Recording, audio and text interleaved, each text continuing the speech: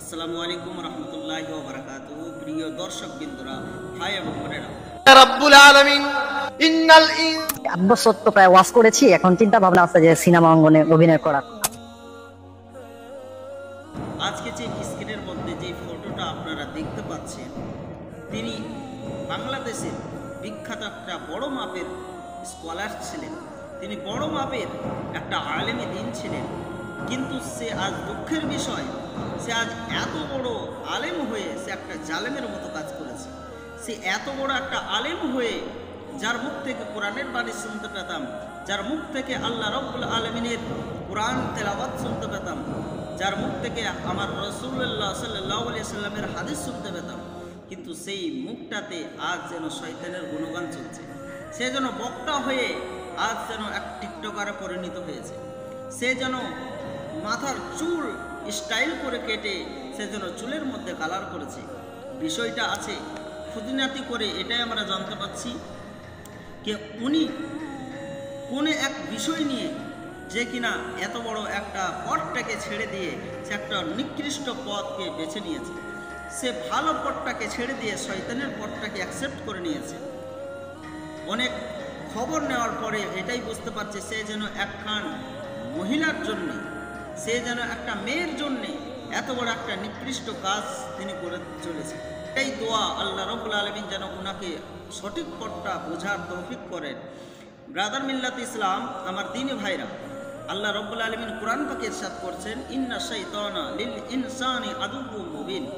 অবশ্যই শয়তান নিশ্চয়ই আমাদের খোলাসা দুশমন। তো সেই পথটাকে আপনি ছেড়ে যদি না আসতে পারেন, সেই পথটাকে আপনি যদি ত্যাগ না করতে পারেন, তাহলে আমি সব গুমরাহ করতে থাকবো। এক মহিলা আপনাকে পারে আপনার জিন্দেগিটাকে ভালো জান্নাতি বানাতে, কিন্তু এক মহিলা পারে আপনার জিন্দেগিটাকে বেকার করতে। যেমনভাবে এই একটা আলেমকে ফিতনায় পড়ে একখান আলেমকে এত নিকৃষ্ট কাজ করতে বাধ্য করেছে ওই মহিলা। অতএব মহিলার কাছ থেকে আপনারা যতটা পারবেন দূরে থাকার চেষ্টা রাখবেন। মহিলারাই হচ্ছে আমাদের মা, আমাদের কারো হয়তো বোন, কিন্তু এক মহিলাই আপনাকে শয়তানি কাজ করাতে বাধ্য করবে। অতএব ওই শয়তানি মহিলার কাছ থেকে আপনারা বেঁচে থাকবেন। যেই মহিলারা শয়তানের কাজ করতে, যেই মহিলারা আপনাকে নিকৃষ্ট কাজ করতে, যেই মহিলারা আপনাকে গুমরাহ পথে ডাকতে বাধ্য করবে, ওই সব মহিলার কাছ থেকে আপনারা সকলে যেন দূরে থাকবেন। যেমনভাবে একটা আলেমকে, এত বড় একটা মাপের আলেমকে আজ গুমরাহ পথে করতে বাধ্য হয়েছে। আজ অনেক খবর নেওয়ার পর, অনেক খুঁটিনাটি তার ব্যাকগ্রাউন্ড জানার পরে এটাই বুঝতে পারছি যে সে যেন একখান মহিলার জন্যে সে আজ এত বড় কাজ করতে বাধ্য করেছে।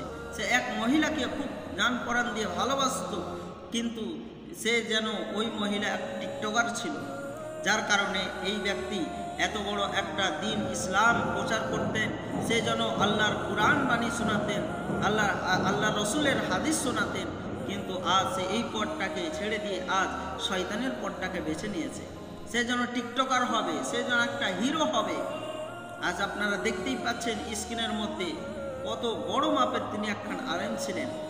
আল্লাহ রব্বুল আলামিন আমাদেরকে বোঝার তৌফিক করেন। খুদা হাফেজ।